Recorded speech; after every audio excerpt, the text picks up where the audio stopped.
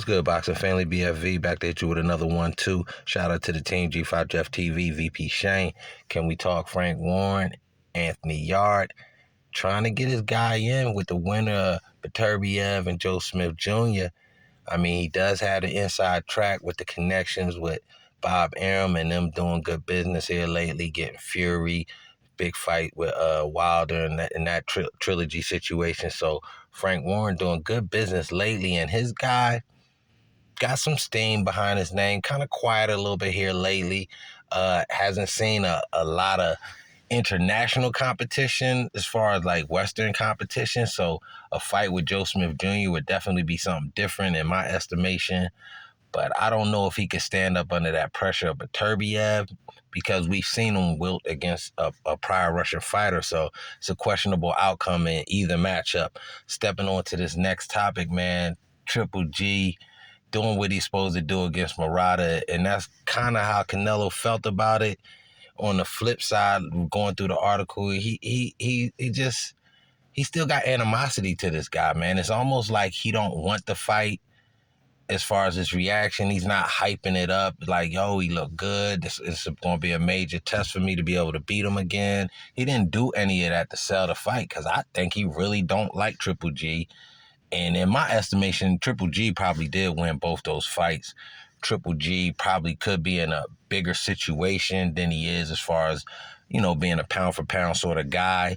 But, they gave him the loss, and he had some rough fights after that, but he's still a solid OG, and he proved it. So I think this fight is actually a great fight because if you look at it, Triple G is actually going to be a lot stronger in this fight going up to 168 or even a catchweight situation. So, we'll see how it goes down with that one, but you could tell Cinnamon don't like that dude.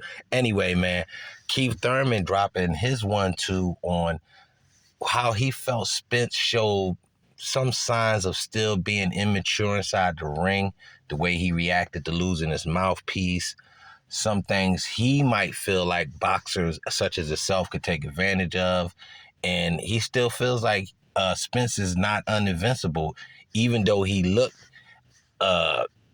like Superman that night. Just let's be honest, man. He looked like he got hurt, but not to the point where this thing's over or, at any point in time, Ugas could get him out of there sort of thing. Now, that might have been a once-in-a-lifetime sort of scenario where you catch Spence like that and he walked through it. He did what he's supposed to do. So I kind of get where Thurman's coming from in this article where he says, like I said, his boxing eye tells him somebody that can probably move, give him some different angles, such with the way Porter did.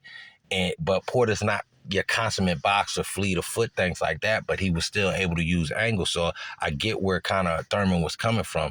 On the flip side, we got Porter giving Crawford the edge as far as ranking the two, Spence and Porter. You can see where Porter's coming from with this. He felt like he probably did a lot better in the fight with Spence than he did with Porter.